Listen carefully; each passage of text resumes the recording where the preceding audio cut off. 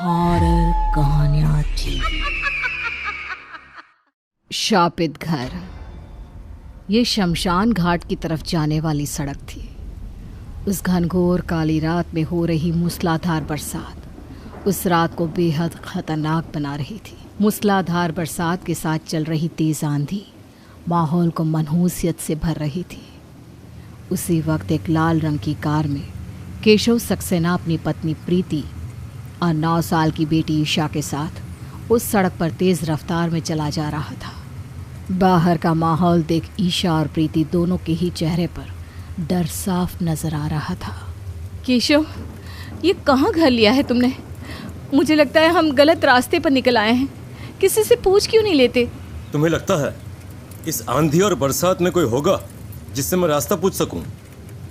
मैंने अपने फोन में चेक किया है, ये देखो, यही रास्ता दिखा रहा है। पापा, वो देखो, वहाँ एक आदमी नजर आ रहा है।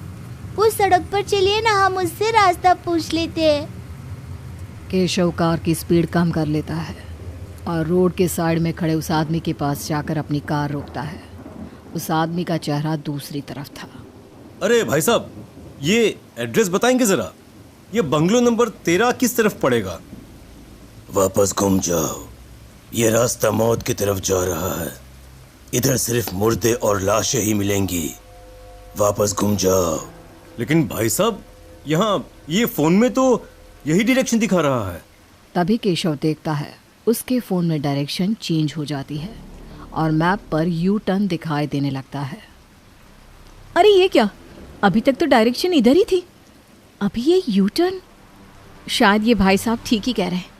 केशव चलो, मुझे कुछ सही नहीं लग रहा, हमें वापस चलना चाहिए। जैसे ही प्रीति ने केशव को वापस चलने के लिए कहा तो अचानक वो आदमी भयानक तरीके से हंसने लगा, लेकिन उसका चेहरा अभी भी दूसरी तरफ ही था। उसके खौफनाक हंसी सुनकर केशव, प्रीति और ईशा बुरी तरह से घबरा गए। केशव ने जल्दी से कार को घुमा लिया। तभी वो आदमी जोर से चिल्लाने लगा, जाओ, वापस जाओ, ये रास्ता शमशान की तरफ जाता है। इधर मौत है, सिर्फ मौत। मैंने तुम्हें बचा लिया, लेकिन अब उसके कहर से तुम्हें कौन बचाएगा? बंगलो नंबर 13 यानी मौत का घर, मौत का घर। लेकिन तब तक केशव काफ़ी दूर निकल चुका था। उसने उस आदमी की बात नहीं सुनी। कुछ देर के बाद जैसे ही केशव की कार आगे बढ़ी, सामने सिर्फ अंधेरा था। उसे कुछ भी नज़र नहीं आ रहा था। कार की लाइट के सामने उबड़ खाबड़ रास्ते को देख केशव और उसकी फैमिली को एक अजीब सा डर सताने लगा। तभी अचानक आसमान में जोर से बिजली कड़की और उस बिजली के उजाले में केशव को सामने एक घर दिखाई दिया। फ़ोन के मैप में भी अब वहीं की लोकेशन दिखाई दे रही होती है। केशव ने कार को रोक दिया। जैसे ही केशव की कार वहाँ रुकी, अचानक से बारिश बंद हो गई। आंधी तूफान भी रुक गया और रोड की लाइट भी जलने लगी। चारों तरफ अचानक से तेज उजाला हो गया।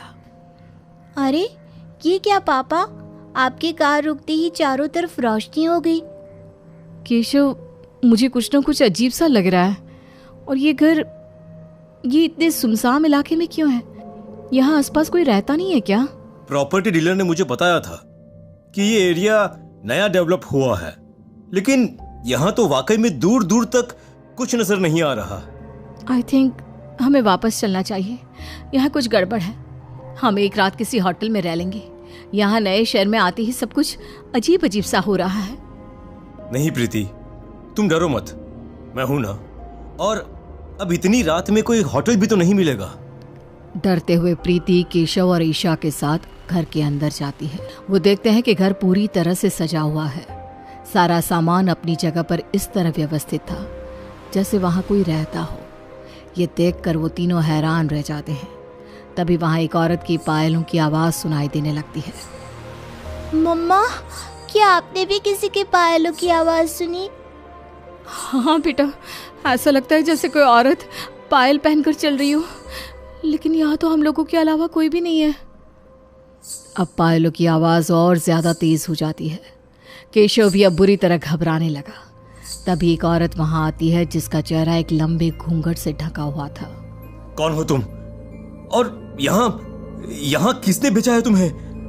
मैं आपकी नौकरानी हूँ मालिक। कितने बरसों से यहाँ अकेले इस घर में किसी के आने का इंतज़ार कर रही थी। आज इस सुनसान घर में पूरे 100 साल के बाद किसी के कदम पड़े हैं। मेरी खुशी का तो ठिकाना नहीं है। क्या क्या कहा तुमने? 100 साल? लेकिन तुम 100 साल से यहाँ, मेरा मतलब ये क्या कह रही हो तुम? केशव चलो यहाँ से, मुझे बहुत डर लग रहा है। तभी वो औरत अपने चेहरे से घूंघट हटा देती है। उसके जले हुए चेहरे पर कीड़े बिलबिला रहे होते हैं, मांस के लौथड़े निकल निकल कर बाहर आ रहे होते हैं। ये देखकर केशव, प्रीति और ईशा डर से चीखने लगे।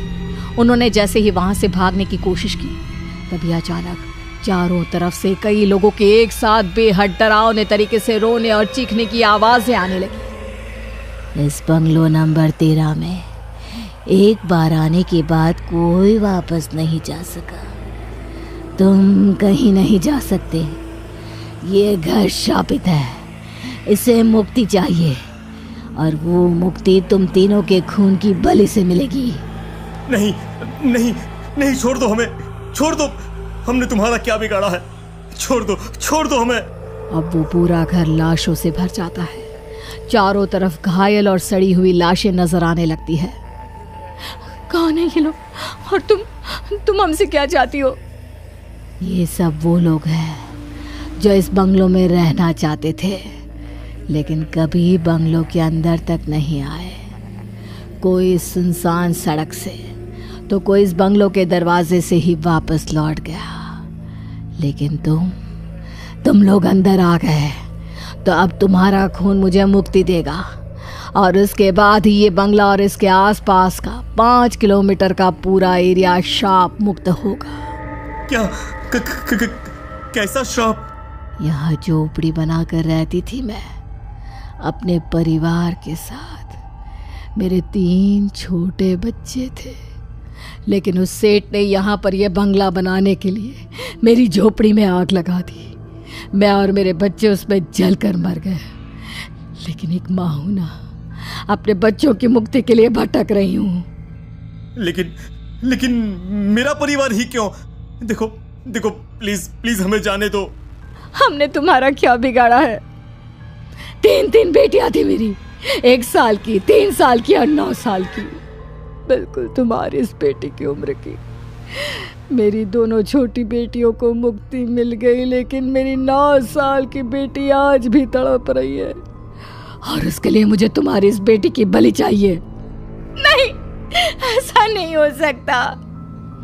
अब ऐसा होकर रहेगा। शुक्र हो मेरे पति का, जिसने तुम्हें इस रास्ते भेजा।